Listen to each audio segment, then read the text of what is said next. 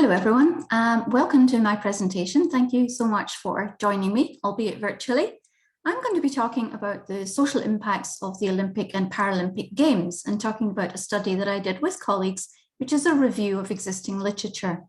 So I am Associate Professor Judith Mair from the University of Queensland, and I also prepared this paper with colleagues Associate Professor Sarah Kelly, Dr. Monica Chien, and Ms. Sarah Derrington. We're all from the University of Queensland Business School in Australia.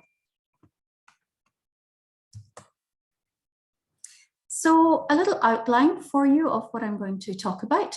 Firstly, I'm going to just give a social impacts 101 just to make sure that everyone's on the same page with what I mean. Then I'm going to talk about our research aim and the methodology. And then following that, I'll talk about the findings, and then I will conclude with some remarks about what we found and about what that might mean for future research. So social impacts, or social cultural impacts as I prefer to consider them, are an important part of the triple bottom line, an important part of sustainability. As you can see from that little diagram there, that's about economic impacts, social impacts, and environmental impacts. Social impacts have been defined by Fredline, Jago, and Deary as any impacts that potentially have an impact on the quality of life for local residents. So it's a very broad description and can really mean anything that affects people. And from my perspective, although it's very, very important, I think that social cultural impacts are a little bit undervalued compared to the economic impacts and the environmental impacts. So a little bit of what I mean by 101. So social impacts can be short-term and they can be longer-term. When they're short-term, primarily during the event themselves, that's of interest, but not of tremendous interest to me. What I'm really interested in are the longer-term impacts and how events can affect societies and communities on an ongoing basis following the event. This is often referred to as legacy. Social impacts, can be positive, but they can also be negative, same as any other type of impacts. Often we find that the longer term impacts that we're looking for are more positive, but the shorter term impacts, which is what people feel during the event, are often the more annoying perhaps, and perhaps the more inconvenient ones, the negative ones. Social impacts can be tangible and they can be intangible. Now, the ones I'm primarily interested in are the intangible ones, but there are some social impacts that can be measured and assessed. And finally, social impacts, like all kinds of impacts, can be planned and they can be unplanned. In the ideal scenario, especially when we're talking about legacy post a mega event, we're looking for long-term, positive, tangible and intangible planned impacts. And that's where I'd like to take you next, to look at some of the differences between some of those short-term impacts and the longer-term impacts that we might think of as legacy. The socio-cultural impacts of an event while the event is taking place, so in the short term, are often considered to be quite negative. And that's things like inconvenience. Basically, there's a lot of people around, it gets noisy, there's traffic jams, the crowding, and that's really just inconvenient for local residents. And it can also be quite frustrating for local residents when a large event is happening. They might feel there's just far too many visitors, or they might notice a disruption to their normal routines, so they can't go to the park they normally go to because the event's using it. They can't get on the train they normally get to because all the event attendees have crowded it out. So it can be this kind of frustration as well. And sometimes in the shorter term, we can see associated with events behavioural consequences, things like increased vandalism and antisocial behaviour, depending on the type of event that we're talking about, or an increase in petty crime, which is often associated with large groupings of people, such as you might get at a mega event. Of course, there are some positives to attending events and to hosting events. And for people, some of these positives are around feeling proud of the place that you live in, whether that's your town, your city, your region, or even your country. So your community identity and cohesion can be that little bit stronger when the event is on. And also, of course, events provide a really nice opportunity for people to get together with friends and family and perhaps meet new people and simply share a fun, entertaining day out. Finally, events can have nice positive impacts in the shorter term in terms of job opportunities at the event itself.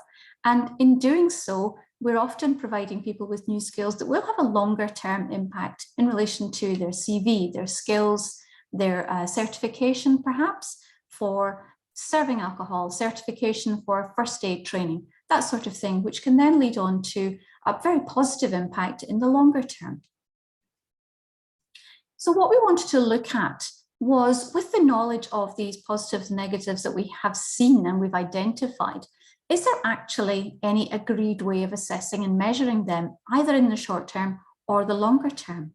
And so this led us to our research aim: what is the state of the field in terms of mega events, social impact measurement and conceptualization?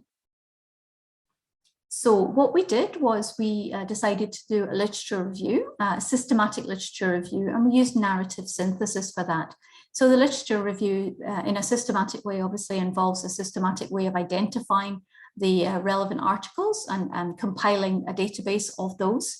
Narrative synthesis allows us to use both qualitative and quantitative studies and research, because it doesn't necessarily require us to count the numbers of studies who've done things, but it actually allows us to think about the content of each study, which is much more suitable when we're looking at some of the qualitative work that's been done.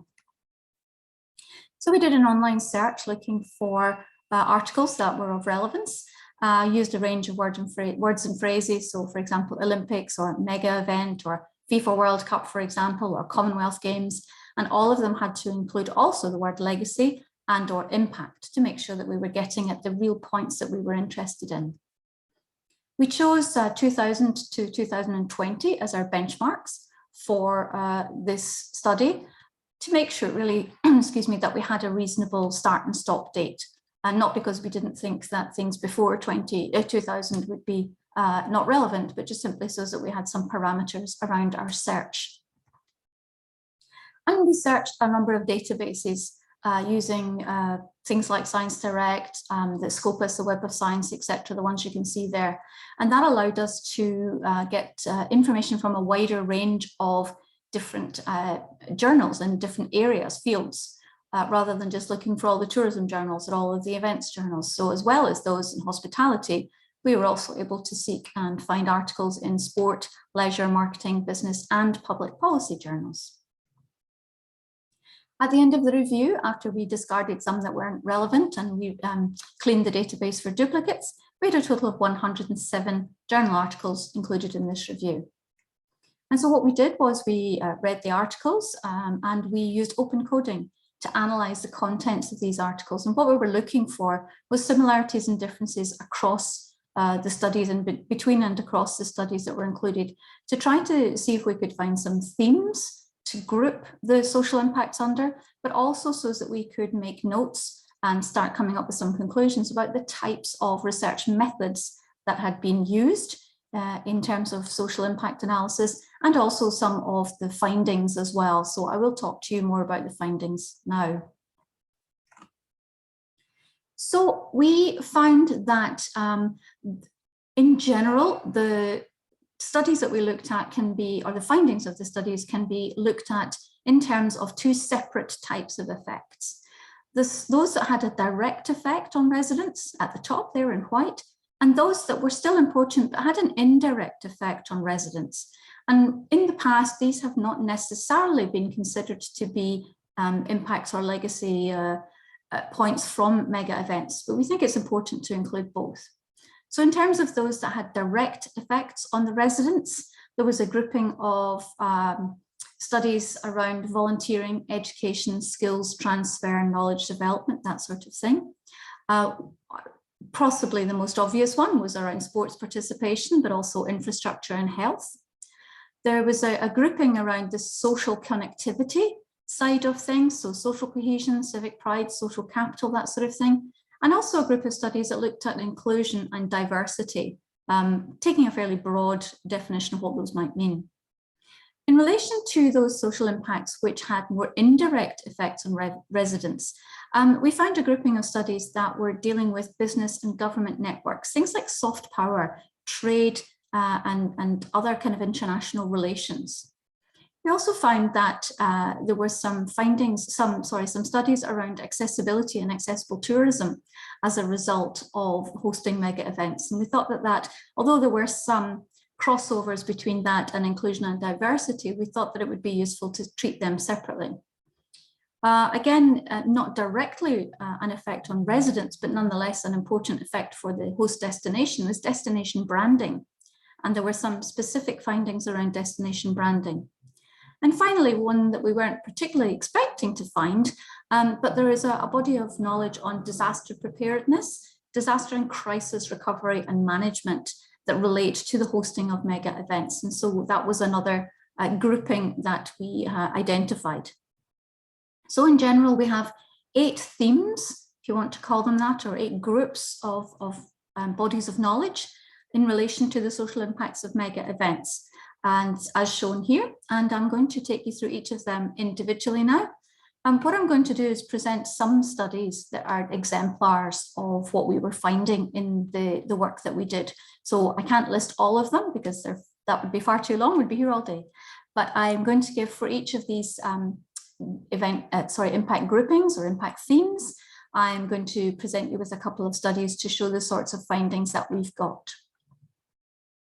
So for the first grouping, volunteering, education and skills. This is how we defined it. So volunteering, those who offer their labour, knowledge, skills and experience at no wage cost. And in terms of education and skills, that could be learning skills, learning systems or upskilling opportunities. Things that happened as a result of hosting the event that allowed the opportunity for locals to upskill themselves, to enhance their educational achievements, and perhaps as a result that would improve their job prospects. Now it looks from our study that these areas have mostly been studied using self-report studies. There have been some interviews, some longitudinal work and 1 or 2 little bits of autoethnography here and there, but for the most part these have been self-report surveys. So that does give us perhaps something to think about in relation to how reliable or how generalizable some of these findings might be. But as examples of those that we found in this heading, Nichols and Ralston were writing about the context of the Manchester Olympic Games. And they did find that there was indeed a skill development that was a result of volunteers taking part in the Commonwealth Games. Gorna, Steva and McKirk also looked at a case study this time of the London Olympic Games. And they found that although there were opportunities for skill enhancement, one of the things that was necessary was integrated social inclusion policies that went along with these opportunities for skills development. And finally, in this section, Fairley et al. In 2016 used an example of the Sydney Olympics in 2000. And what they were looking for was a long-term volunteering legacy, if you want to call it that. So they did find that there was a positive relationship between volunteering at the Olympics and increasing time spent as a volunteer after the event. The next category is sort of social connectivity, social cohesion, civic pride, and social capital. Social cohesion, we understand to be the way that people feel within their community. Their networks and their connections, and their opportunities for community participation should they want to participate. Civic pride is more around the attitude that people have. So where you are proud, we would consider that to be a positive attitude. So a positive attitude that residents have towards the local area. That could be their town, their city, their region, or their country. And social capital, which relates to the expectation that arises within the community that there would be honest and cooperative behaviour and that people have commonly shared norms. This has been also, in some cases, has been assessed using self-report studies, primarily quantitative surveys, but there have also been studies which have used interviews and also focus groups to try to uncover some of the meaning that underlies some of these terms for people. So, for example, Kim et al. In 2006, looking at the FIFA World Cup in South Korea, which was in 2002, they found that actually people felt that the event itself had created more social benefits and more cultural benefits than it had economic benefits. And this is despite the fact that it's usually the economic benefits that we hear most about in relation to an event. Karadakis and Kaplanidou did a study looking at the Vancouver Winter Olympic Games.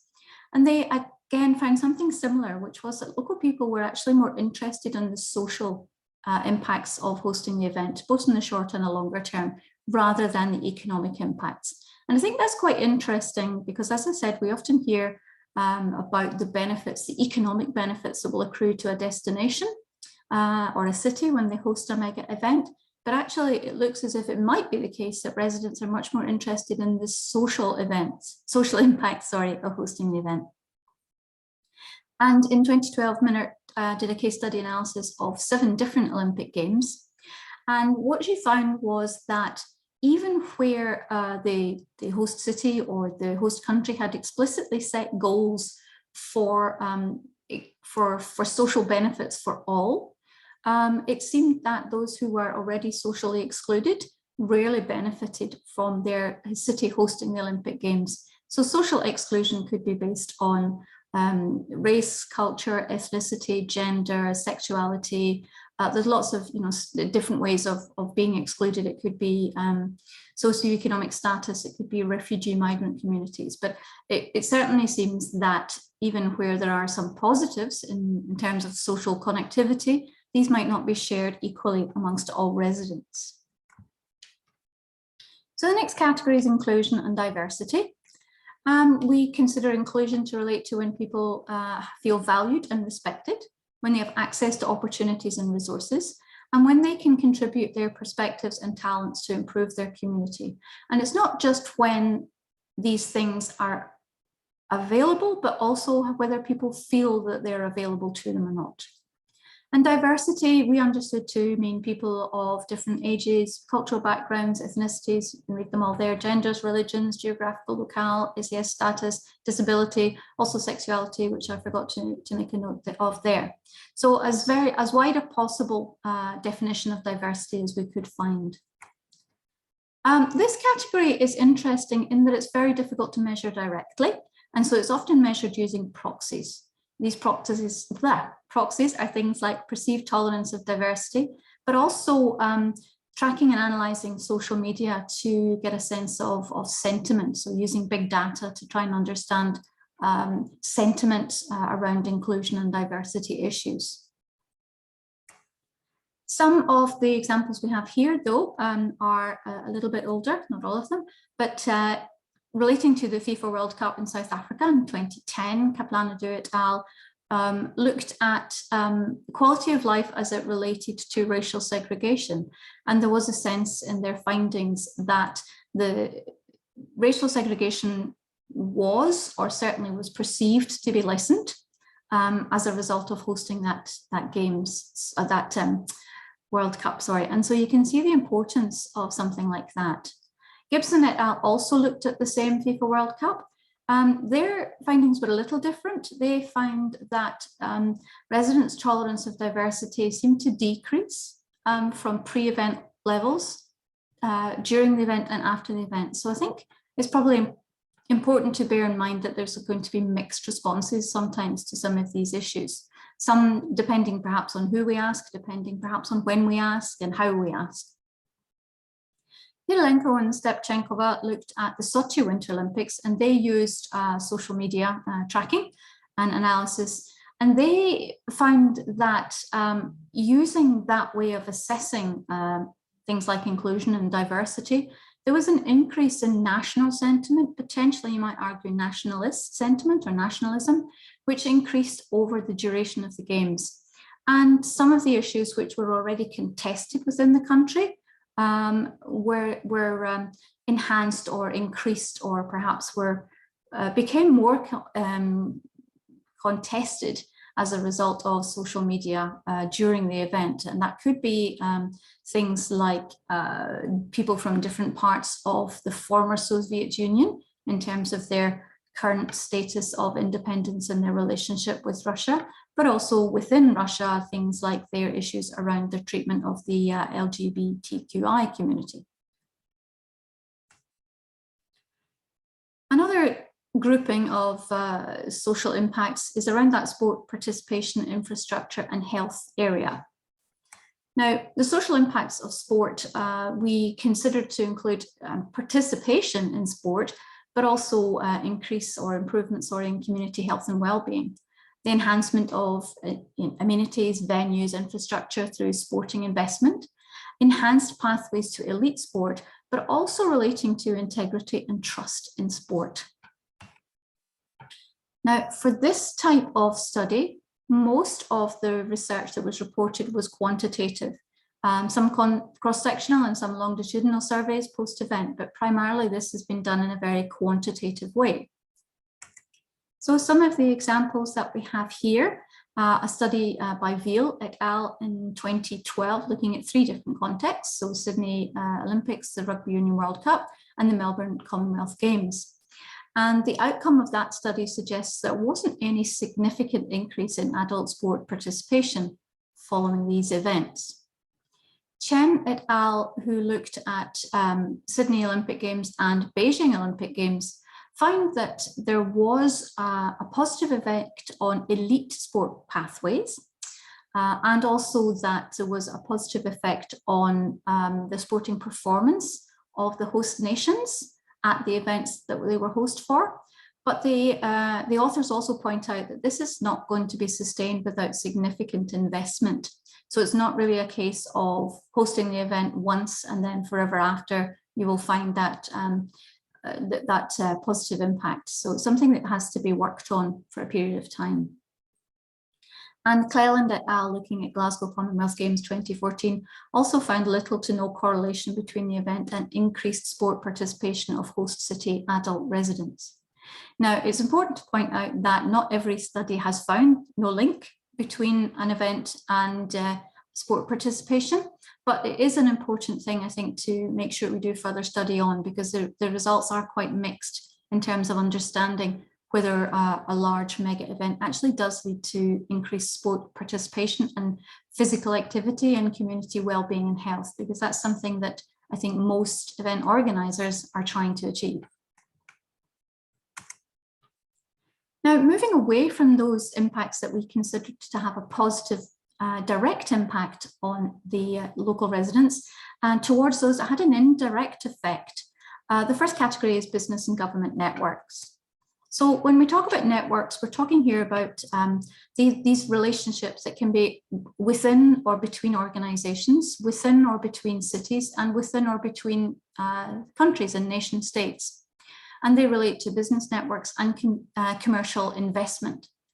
And also just worth pointing out that in terms of a sports event network, so let's say it's for the Olympic Games or any other large sporting event, this is going to include not only tourism, but sports, entities from government, media, and private sectors. So there is a very important need to have good networks and good collaboration across a number of different bodies when we're trying to organize an event.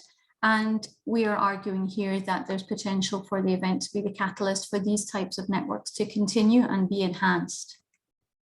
This is primarily done through quantitative survey methods and doesn't appear to have been done particularly well to date, although we do have a couple of examples of where it has been done.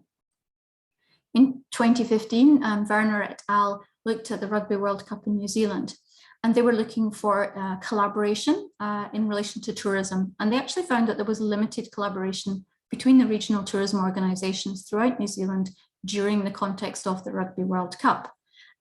This is probably not ideal, because it would have been better for the regional tourism organisations to work more closely together. Chien et al. In 2018 did a study looking at the Tokyo Olympics, or at least looking at planning for the Tokyo Olympics in 2020. And they found that establishing well-coordinated networks is extremely important. And also making sure that these networks are involved in and integrated with any leveraging initiatives, so that the host destinations regional development plans can be best managed. And this appears to be a really important part of ensuring these business benefits extend not only to the city in which the mega event is taking place, but also to non-host regions outside the city and further afield in the country. Another impact which has been looked at before but hasn't necessarily been considered as having an effect on local people is destination branding, or the so-called showcase effect. So we're talking here about marketing activities aimed at promoting a destination, through image building, reputation enhancement, and that's to internal and external stakeholders within the country. We often think about it in relation to potential tourists, but also in relation to potential investors as well. This has been assessed reasonably thoroughly, primarily through surveys of residents, interviews with businesses, and some big data analysis of visitor sentiment. But as I said, this hasn't really been considered in terms of a social impact, because it does have an indirect effect on local residents. But I think it's an important element of legacy. So for example, drew an app in 2009, looking at the FIFA World Cup in South Korea. They found that the perceptions of the destination brand does depend, as you would expect, on the individual's lifestyle and culture and other psychographics, but it also has a relation to how the individual perceives the costs and benefits of hosting an event. So I think that's quite an interesting thing to bear in mind when we're thinking about destination branding. And Liu et al. In 2014, looking at the Beijing Olympic Games, a similar sort of finding. Residents of Beijing did not feel that the Olympic Games had increased or enhanced their destination image. However, residents of non-host city, in this case Shanghai, perceived that the Olympic Games had improved the city's image. And so again, that's a sort of an interesting mixed result in relation to whether there is a really positive destination branding legacy as a result of hosting a mega event. Disaster preparedness was not one we were particularly expecting to find, but we did find that there were a cluster of studies who had looked at disaster preparedness in relation to events. When we're talking about disaster preparedness here, we're talking measures taken to prevent, prepare for, and reduce the effects of both natural disasters and man-made disasters, but also other crises, economic crises. Our current state of affairs, the pandemic would be a crisis as well. Although that's not included in this research because we stopped our data collection at the beginning of 2020. This, in relation to mega events, it's primarily been done in terms of some case studies. Some studies have used in-depth interviews, and some studies have used content analysis of archival data. So for example, Tui and Taylor, who looked at the Sydney Olympic Games in 2000, found that the security measures that had been introduced specifically for hosting the Olympic Games gradually became accepted. So they were accepted at the time in relation to just being one of those things that you just have to deal with as part of hosting an event. But they actually were measures that were taken at the time and have been used more and more often.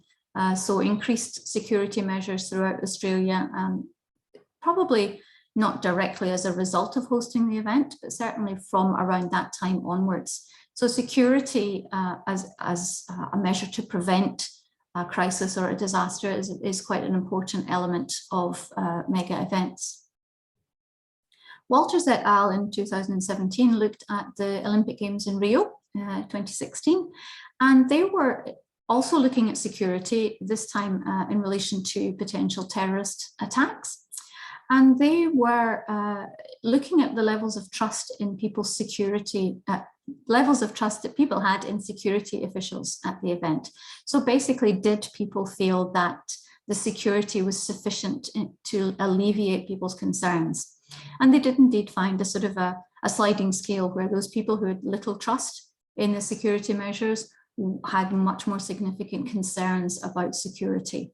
And something like that can help us learn a little bit about what we should do in terms of preparing for and preventing crises, but also how we reduce the effects of the perception of crises and disasters on attendees.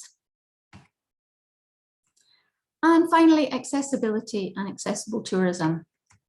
So accessibility is around the delivery of universally designed products, services, and environments. So things that can be used to suit everyone, that also allow people with various levels of impairment and disability to function independently and with equity and with dignity.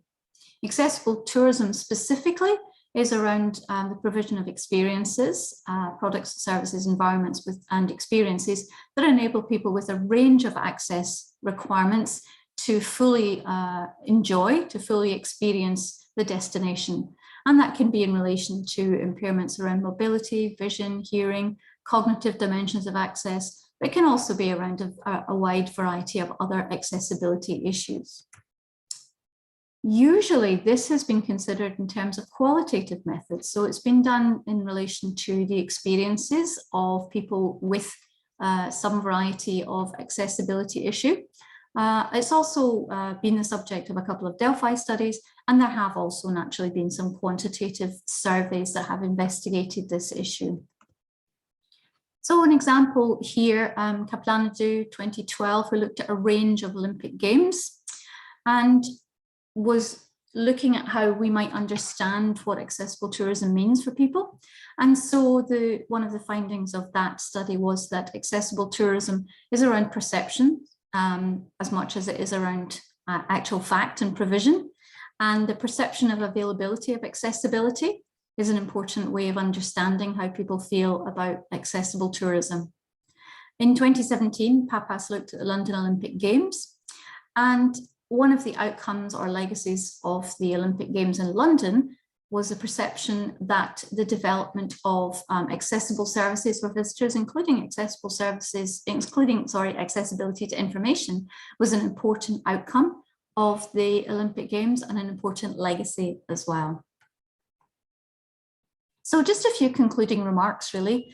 Our study didn't critique these impacts themselves in terms of whether they were positive or negative, whether they were long-term or not. What we're trying to do at the moment is create the major areas of impact that are important for mega event legacy so that we can consider potential way of moving forward. So we did find that there is very little in the way of an agreed framework to assess these social impacts. And our research, I think, it goes some way to designing a way to consider some of these impacts, both in the short term, but also more importantly in the long term. Another area we found is that there's a lack of baseline for those studies, for those impacts, sorry. And what I mean by that is that there's very few places around the world who measure all these things on a routine basis anyway. So that it's very difficult to assess whether an event has contributed to an enhancement or in fact a reduction in any of these social impacts. And finally, I think our research really shows that there's really a huge amount of work still to be done. So plenty of scope for future research for anyone who's interested in working in this area. Now, since we submitted this abstract, we have obviously been working on this for a while now, and we have a publication now. So the link is there if you would like to look at that to find out more information. Now, these are our references. I'm sorry they're so small, but if you're keen to find them, I'm sure you can pause the recording here and check them out.